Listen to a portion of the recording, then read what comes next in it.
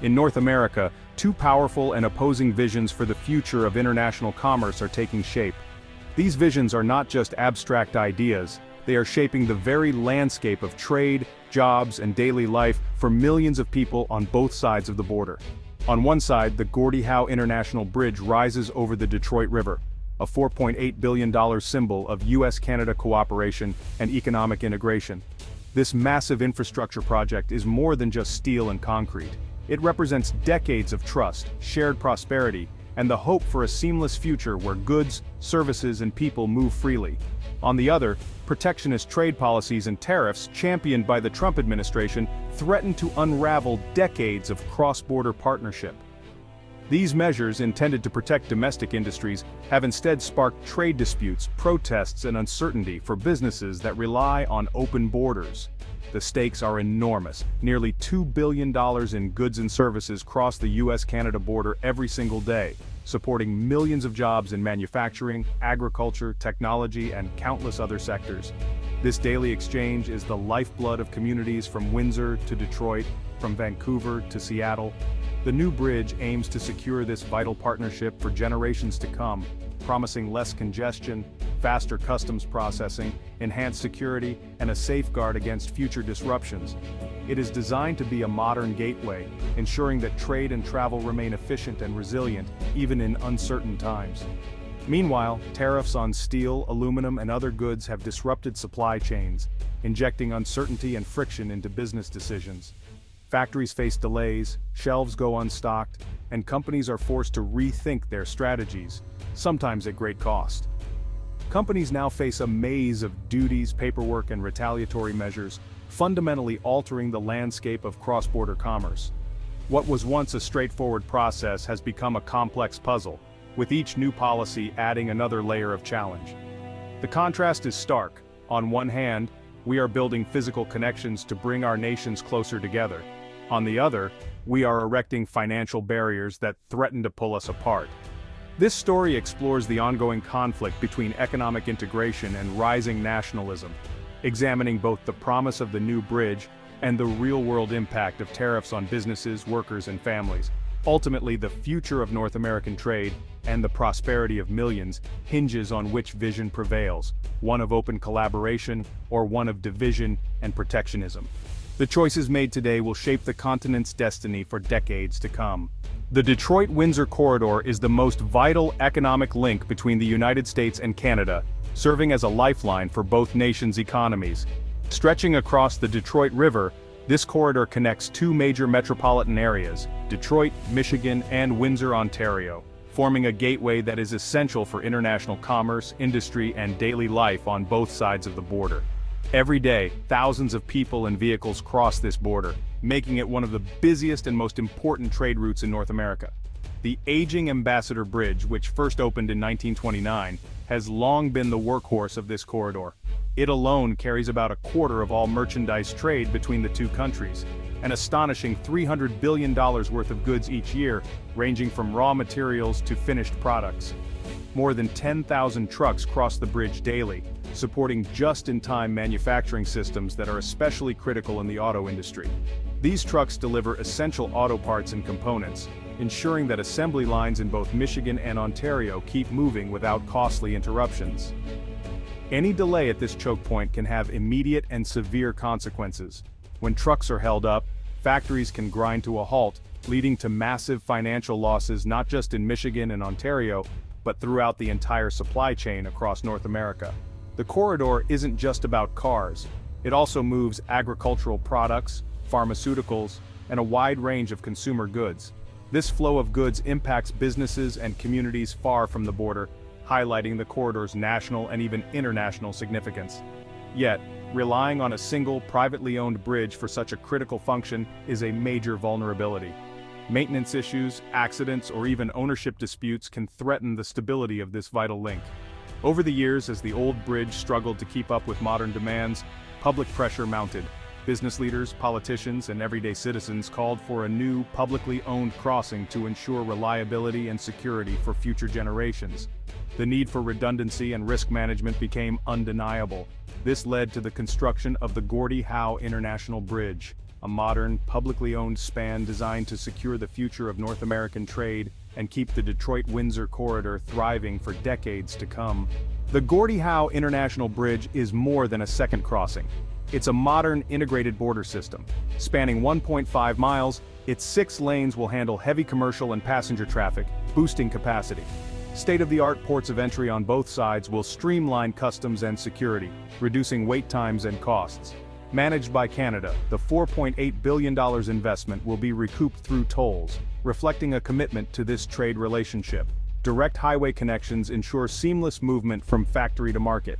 The bridge's design prioritizes efficiency, security, and public interest, not private profit. Construction has created thousands of jobs and injected billions into local economies. As the bridge rises, it stands as a powerful symbol of open trade and enduring partnership. The Gordie Howe Bridge's benefits will last for decades, driving billions in economic activity. Reduced transportation costs and wait times will boost manufacturing efficiency, especially in the auto sector. The bridge will attract new investment, logistics hubs, and jobs to the region. It provides critical redundancy, protecting the supply chain from disruptions at the Ambassador Bridge. This resilience safeguards jobs and industries continent-wide.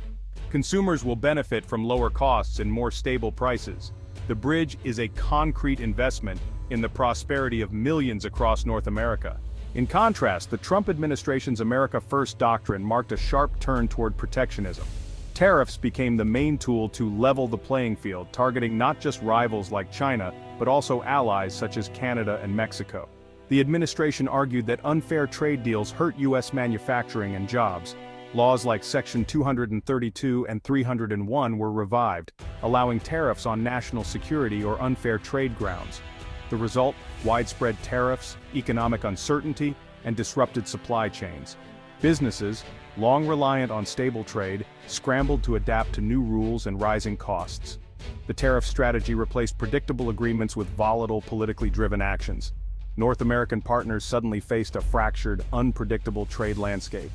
In 2018, the U.S. government made one of its most controversial trade moves in recent history: the imposition of sweeping tariffs under Section 232. A 25% tariff was slapped on imported steel, and a 10% tariff on aluminum, both justified on the grounds of national security. The idea was to protect American industries from what was seen as unfair foreign competition, and to ensure the U.S. had a reliable supply of these critical materials in times of crisis. But the decision to include close allies like Canada in these tariffs sent shockwaves through the international community. Canada, America's largest supplier of both steel and aluminum, was blindsided by the move, and the response was swift and fierce. Outrage erupted across Canada, with politicians, industry leaders, and workers all condemning the tariffs. The Canadian government quickly retaliated, targeting U.S. exports with their own set of tariffs. Canada imposed dollar-for-dollar tariffs on a wide range of American goods, from steel and aluminum to iconic products like whiskey, orange juice, and even ketchup. The tit-for-tat measures escalated tensions and created uncertainty for businesses on both sides of the border. For U.S. manufacturers, the new tariffs meant soaring input costs. Automakers, appliance makers, and construction companies suddenly faced much higher prices for the steel and aluminum they needed, squeezing profit margins and putting jobs at risk. Some companies tried to absorb these costs, but many had no choice but to pass them on to consumers, leading to higher prices for cars, appliances, and countless other products. Others were forced to cut jobs or delay investments, deepening the economic pain. The standoff didn't just hurt manufacturers, it disrupted tightly woven supply chains, slowed cross-border trade, and strained the historically close relationship between the U.S. and Canada. For many small and medium-sized businesses, the tariffs created a lose-lose scenario: higher costs, lost access to key markets, and a cloud of uncertainty that made it hard to plan for the future. The data told a clear story. Steel prices in the U.S. spiked after the tariffs, while some factories struggled to stay open. The policy, intended to help one sector, ended up causing ripple effects that damaged the broader economy. The deeply integrated nature of North American trade meant that the fallout was especially severe. Parts and materials crossed the border multiple times before becoming finished products, so any disruption had outsized consequences. In the end, the steel-plated standoff became a cautionary tale, a vivid example of how trade wars can create collateral damage leaving businesses, workers, and entire communities caught in the crossfire. The ripple effects of tariffs went far beyond steel and aluminum. For every job saved in metals, multiple jobs were threatened in industries relying on those materials. U.S. products became more expensive and less competitive at home and abroad. Automakers and suppliers operating on thin margins were hit by both U.S. tariffs and foreign retaliation. Studies showed tariffs acted as a net tax on American consumers and businesses. U.S. farmers lost export markets and needed billions in government aid to offset losses. The unpredictability of tariff policy made long-term planning nearly impossible. Companies delayed investments and expansion, chilling economic growth. The contrast with the certainty offered by infrastructure projects like the Gordie Howe Bridge was stark. The Gordie Howe Bridge and Trump's tariffs embody two opposing visions for North America's future. The bridge represents integration, cooperation, and shared prosperity, recognizing that U.S. and Canadian economies thrive together. It's a bet on open borders, efficient supply chains, and mutual benefit. In contrast, economic nationalism sees trade as a zero-sum game, prioritizing domestic industries and tighter borders. Tariffs aim to force production home, even at the cost of friction with allies. This clash creates tension. One hand builds bridges, the other erects barriers. Businesses receive mixed signals, invest in cross-border efficiency or retreat from it. The resulting uncertainty undermines the stability that infrastructure like the bridge is meant to provide. The continent's economic future depends on which vision prevails. The rise of a new bridge and a tariff war captures the paradox of North American trade. The Gordie Howe Bridge is a strategic investment in deeper integration and shared growth. Tariffs, by contrast, disrupt these networks, introduce friction, and strain alliances. North America stands at a crossroads. One path leads to partnership and efficiency, the other to protectionism and division. The bridge's benefits will unfold over decades, but the debate over trade's future is far from settled. The next chapter will be defined by the choices policymakers make: build bridges or build walls. As traffic flows across the new span, the question remains: will it signal renewed partnership, or must it navigate persistent barriers?